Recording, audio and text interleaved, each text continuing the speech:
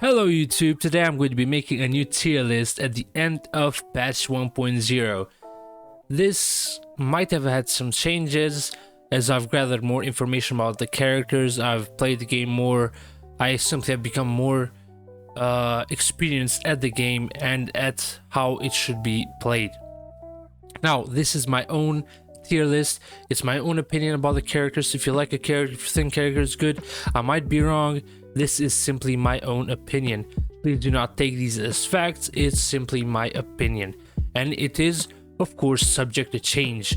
My opinion might change later on, and of course, characters might get buffs, and everything is subject to change. Now, without further ado, let's get started. Arlan D. I do not like Arlan as a character. I simply don't like that a character has to expend their HP to do damage, and it simply is not a viable option. For example, in the Forgotten Hall, where you need to stay alive, and if you don't stay alive and have a down character, you lose a star. That's simply counterproductive to have Arlan. That's why I feel like he's really not made. I feel like he should have some changes made to his kit, or maybe something in the future will come out, some new character that will actually make him viable, but at the moment I do not think he is a good choice. Next is Asta. Asta is going to go to the A tier. Asta is a very good support. She's a fire support that actually can break shields, can make your characters speed up. This causes them to have extra turns. She's the only 4-star character that's able to do that, which makes her amazing. She's basically a 4-star Bronya. Next is Bailu. Bailu is the only 5-star healer at the moment. She's amazing. She's an electric abundance path character. She basically heals a lot. She also has the ability to revive a character, which is amazing, especially in the Forgotten Hall and the Chaos Memory. Nothing much else to say, just a healer. Next is Bronya. I'm actually going to be putting Bronya as well in the S tier. Now, I'm not sure if she's going ahead or behind Bailu, but currently, as we don't have much healers in the game, she's going to go behind Bailu. But after 1.1, as we all know, Luich is coming out, that might be a subject to change. Bronya is the best support character in the game. Bronya supports the characters so much, she basically upgraded them for example, from tier A to tier S. She is absolutely amazing. She speeds up a character's turn. She does amazing skill point generation. She does amazing buff on critical attacks, on attacks. Basically, overall amazing character. Next is Clara. Clara is going to the A tier as well. Now she's going to go above Asta. Clara is amazing. She has good AoE damage. She's a destruction character of the physical type, and she basically does a lot of AoE damage. A lot of people in the beta seem to not actually consider her as very good, but she has proven herself to be very viable in a lot of different circumstances. She's not going to the S tier because she's not really the game changer that Bailu and Bronya currently are. Next is Donhung. Donhung is also going to the A tier under Asta and Clara. He's a free-to-play character that we get for free, which increases his value, in my point of view, by a lot. Since we actually get him for free, it's very valuable to have something that's good, and we don't have to spend any, for example, Stellar Jade to get him. Of course, he gets much better with Eidolons. For example, at Eidolon 4, he basically becomes a mini Sealy, where if he defeats a character with his ultimate, he gets an extra turn. So basically a mini Sealy. Amazing character, A tier. Next is Gepard. Gepard is also going to the A tier. He actually is going to go above Clara, just because his shields are so effective that you basically don't need a healer. He basically is an amazing character, basically is the second Zhongli. He is the Zhongli of Honkai Star Rail. If you have Gepard, you do not need to worry about surviving. His shield is almost unbreakable. Next is Herta. Herta is going to the D tier, simply unusable in most metacomps, in most Chaos Memory. She's basically unusable. Her kit is pretty bad. Nothing much else to say. Himeko is going to the B tier. I really like Himeko's character, but her kit just isn't as good as I would like to, but she is still has come farther than we expected. At the first, we all said she's going to be a C tier. She's going to be super bad, but she's not that bad. She's okay, all right. She just doesn't have a defining defining characteristic that all other 5 stars seem to have at the moment.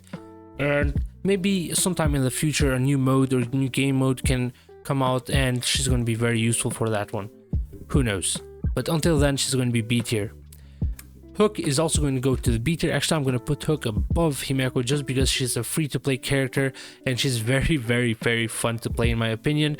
I'm going to be making guides soon on Hook. I have her upgrade on my second account. She's very fun to play, does amazing damage, simply an amazing character, as she is a 4-star. Next is Jin Yong. Jin Yong I am going to be putting at the top of A tier as well, above Gepard. He does crazy amount of AoE damage. The problem is that he has a few problems with his light cone, as he relies quite a bit to get his maximum output on his light cone as well as Eidolons. At Eidolon 0, no light cone, he is extremely more limited than, for example, Sealy compared to, for example, Sealy Eidolon 6. The difference between Sealy and Eidolon 0 and Sealy Eidolon 6 and Jin Yong Eidolon 0 and Eidolon 6 is much farther apart than you might think.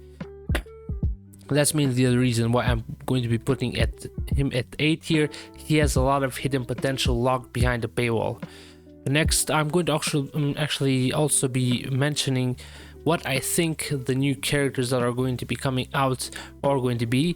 And Lucha, I'm definitely going to be putting at the max of S tier, just because he has the ability to heal us without skill point usage. We still don't know the correct details of how that's going to be used and how it's going to work out, but from that description, I think he's going to be an amazing and it's going to redefine the whole meta. Kafka and Blade are quite far away. I'm not going to be mentioning them as we don't really know a lot about their kit. March 7th, amazing character for a free-to-play, that is, and she basically is a shield that we get for free, extremely usable, does her job pretty well, but basically a mid character at the moment, not really has anything defining about her. Natasha I'm going to be putting under Clara Gepard and Jin Yong, but on the A tier. Now, Natasha is very usable. She's basically the only 4-star healer at the moment besides Barlu, so she is extremely valuable. She's also going to be the only 4-star healer for the foreseeable future, as we don't really see any new 4-star healers coming out even in 1.2. We don't know about 1.3 though, so we'll have to see about that.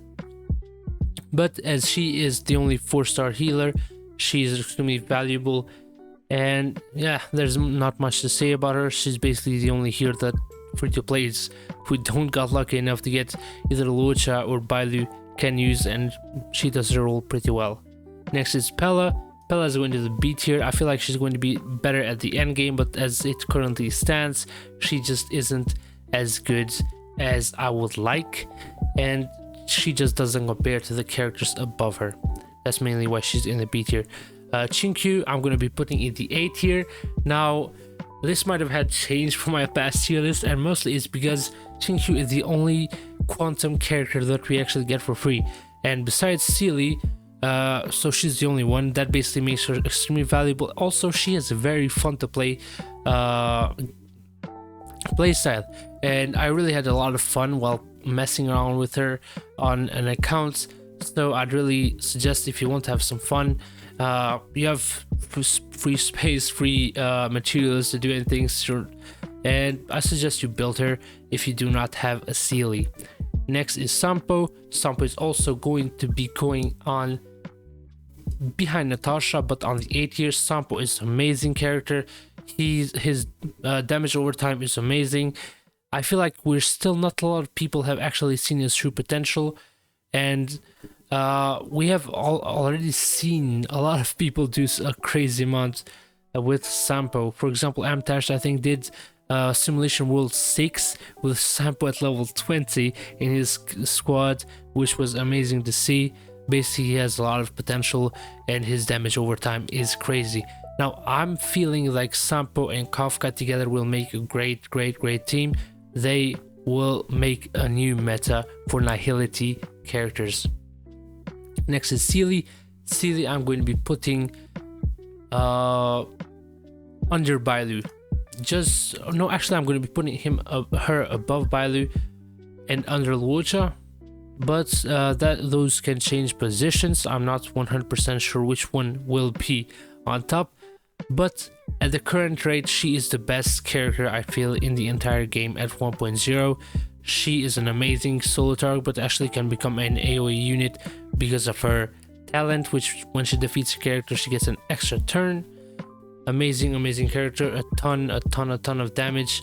Absolutely would have suggested, now you can't even summon for, but I would have suggested you get her. Amazing character. Next is Serval. Serval, I'm going to be putting at the top of B tier, just because she is an amazing lightning unit. Absolutely amazing. You get her for free, and she does pretty damn good AoE damage. Now, unlike Jin Yuang, who does a ton of AoE damage on like a single hit, she does her damage over time, which that might be why people think she doesn't do a ton of damage. Sorry about that, I hit my microphone. Next is Stillwolf. Stillwolf, from what I'm seeing, is going to be an A tier, probably a bit behind Jin Yuang. That's my opinion. If you feel like you have something to say about Stillwolf, please enlighten me on the comments. I'd really appreciate to see your thoughts about her, as she's going to be the first character we see in the next few days. Su Shang is absolutely amazing. I'd say she is right under Asta. Amazing physical DPS. To be honest, she's the only single target DPS that we have at the moment. Yeah, basically amazing. Next is Tingyun. Tingyun is S tier. Amazing 4-star character buffer. Basically right under Bronya. Changes the whole meta of the game. If you have her, you do a ton of damage, especially if you have her with like Sealy or like Jing Yuan, or basically any other DPS character. She does amazing. Okay, I'm gonna be putting the girl as the Fire MC. Fire MC is going to be going. Actually, I am going to be putting him right here, right under Clara. Amazing shielder, especially the taunt. The taunt is crazy. You can do so much with the taunt. You can like save your other characters, save your DPS that are low health. Great shield while also taunting. Amazing. Physical is basically I am going to be putting physical at C rank. It's going to be the first C rank, but it's usable, but it just is not as good as others. I feel like it doesn't really have a place, you know, and I guess you can use it in if you don't have like Su Shang or some other physical DPS, but I really do not suggest investing a lot into it. Wealth is S. He's an easy S. After all, at the current moment in 1.0, he is the only imaginary character we have in the game. That makes him extremely valuable. Also, his slowing is extremely good. You can basically get extra turns, never allow the enemy even to move, get amazing restraints. Amazing character. Yang Cheng. Now, I am going to change. I used to say it's B, but he is definitely one of the best DPSs currently in the game. I'd say he's right next to Jin Yuang. Now, people might say differently, but I feel like he's extremely valuable as he's an ice type DPS and we don't really have those, and he does quite a lot of damage, and he's pretty F2P friendly, as well as the current chaos memory is extremely useful for him. There's nothing much else to say. Extremely good character. I'm not going to be mentioning her. She's 1.3, I feel like, so I'm not going to. I don't even know who these characters are.